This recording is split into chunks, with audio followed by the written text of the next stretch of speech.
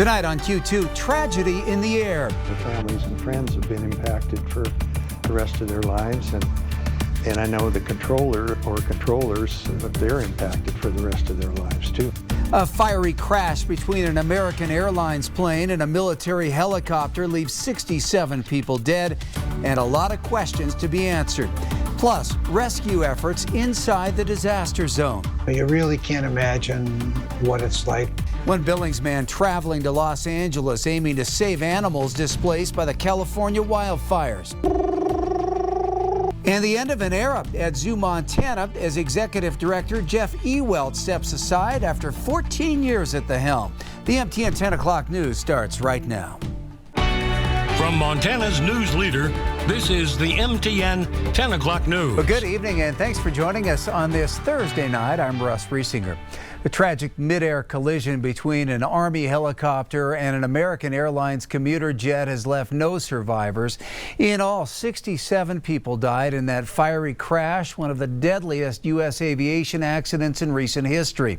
CCTV captured the moment it all happened as the regional jet was preparing to land at Reagan National Airport before crashing into the Black Hawk helicopter, causing both to plummet into the Potomac River.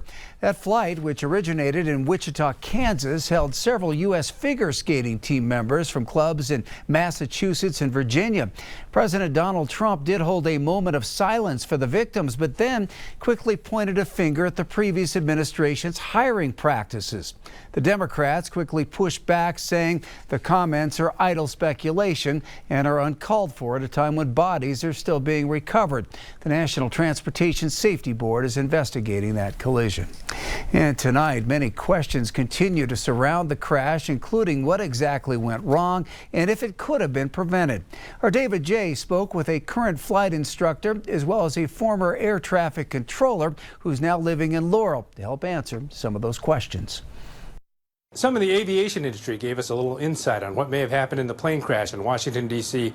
on Wednesday night. They've looked at some of the video and heard some of the audio, and at this point they're giving us just a little bit of their thoughts with no real conclusions. Originally, this airplane was planning on landing on runway 1, which is the long north-south runway here at National Airport. Reports indicate that the American Airlines flight was redirected to another runway. And about 4 miles south of the runway, the tower controller informed this pilot to change runways to runway 33, which would be landing to the northwest. Robert Katz is a commercial pilot and flight instructor in Dallas.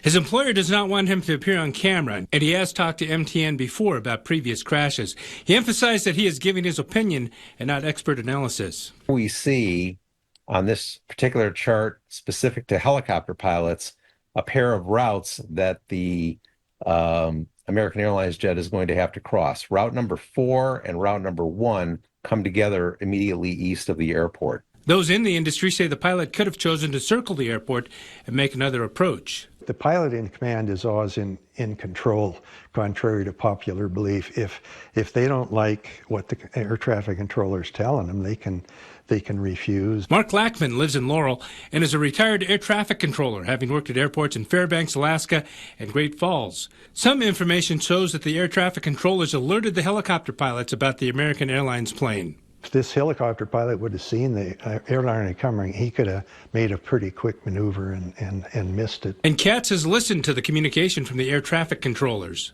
Helicopter pilot acknowledges this transmission. At that point, the responsibility for separation between the helicopter and the American Airlines jet now falls squarely on the shoulders of the helicopter pilot.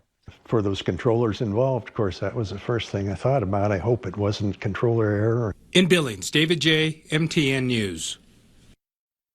Montana's junior senator and former aerial firefighter Tim Sheehy serves on the Senate Commerce, Science and Transportation Committee, deals with a wide array of topics, including aviation and technology. MTN spoke with Sheehy today for his initial reaction to the crash and the investigation. And ADSB in and out and traffic collision avoidance systems, which are required on civilian aircraft, oftentimes are not on military aircraft. And basically what those are are little boxes on board the aircraft that ensure that two planes don't run into each other, exactly like we saw last night. That's a requirement for all civilian aircraft. It should also be a requirement for military aircraft operating in U.S. airspace. So, it's less than 24 hours since it's happened. It's tragic. Our thoughts and prayers are with the families, and of course, we thank the first responders for what they're doing. Senator Sheehy added that he will be very involved in the NTSB review. A Billings man who has spent a lifetime jumping into disasters has stepped up in a big way to help Los Angeles fire victims. Dave Pauly, who spent 35 years with the Humane Society, is now working with an organization called Greater Good Charities, traveling to California to rescue animals displaced by the wildfires. Pauly's been in California for 10 days, helping residents pick up the pieces while rehoming pets as well. He says while he's seen multiple disaster areas over the years, it was still shocking to see how devastating these flames were. Every disaster is different. This one was kind of totally devastating because it was so large, multiple fires. Our goal, we went to all the shelters and removed dogs that were not fire related. The animals that Pauly helped save were shipped all around the country, including dozens arriving here in the Treasure State recently. It's the end of an era at Zoo Montana. After 14 years in charge, Executive Director Jeff Ewelt is stepping down to accept a new position at a zoo in Nebraska. In a news release, the zoo says Ewelt helped grow Zoo Montana into a cornerstone of the Billings community and that his passion for wildlife has been evident throughout his time at the helm. Zoo Montana has become one of the nation's most respected zoos during his time, known for its commitment to conservation, education, and stellar animal care. Ewelt will begin his new job at Omaha's Henry Dorley Zoo and Aquarium as Chief Zoological Officer on April 14th. Ewelt called his decision bittersweet, but says he leaves Billings with many great memories. The day that we got that accreditation back in 2019 remains one of my most cherished memories in my time here at Zoo Montana. A formal succession plan is expected to be announced by Zoo Montana in the near future.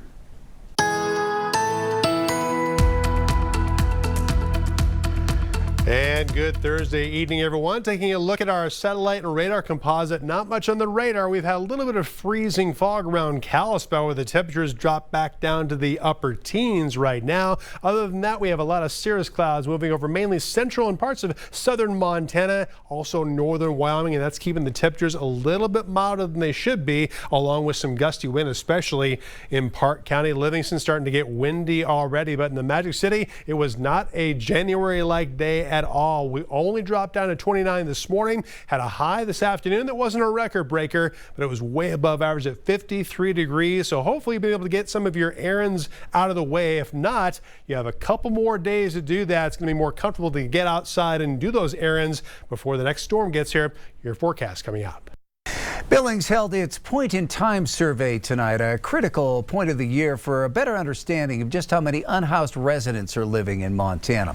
Montana has seen a large spike in homelessness in the past 2 decades, with about 600 unhoused people counted in Billings last year. Around 50 volunteers hit the streets in Billings tonight for this year's survey, which is used to determine HUD funding. What they do is they go out and find people that are living in a place that's not habitable for humans, or staying in a shelter or transitional housing or a hotel that's paid for by an agency. But they survey them because that is how HUD determines how much funding comes to the state of Montana. That goes directly back to these services and organizations that directly help the community. The results from this year's survey are expected at a later date. Inflation is a word you've heard a lot about recently, and it's now the major motivation behind a request from Yellowstone County commissioners as they ask for a boost in reimbursement rates to house state and federal inmates in the Yellowstone County Jail. Our Matt Carmack has the details on the resolution passed by the county and what it means for taxpayers. Today at the state capitol, Governor Greg Gianforte urged lawmakers to advance his proposals for income and property tax cuts. Gianforte has called for lowering Montana's highest income tax rate, increasing the earned income tax credit, and a homestead exemption to reduce property taxes on Montana's primary residences. Gianforte was joined by Grover Norquist, a prominent national activist for reducing taxes, who said there's a trend of states moving toward a single rate for the income tax or eliminating it entirely. Gianforte said he was open to looking at other tax ideas from the legislature, but there were places he's not willing to compromise. I don't think we should be taking income tax revenue and subsidizing local spending. That's a hard line for our office. I think that there are other ideas that are floating around the legislature that could probably enhance our proposal, and I'll look forward to getting a bill to my desk. Gianforte has said he wants his property tax proposal to pass the legislature by the middle of next month so the state can implement it for this year. Montana unemployment fell slightly in December to 3.1%. That's down 0.1% from November and 1% below the national unemployment rate. According to the governor's office, the number of unemployed workers fell by more than 700 in December, while Montana's economy added 100 payroll jobs.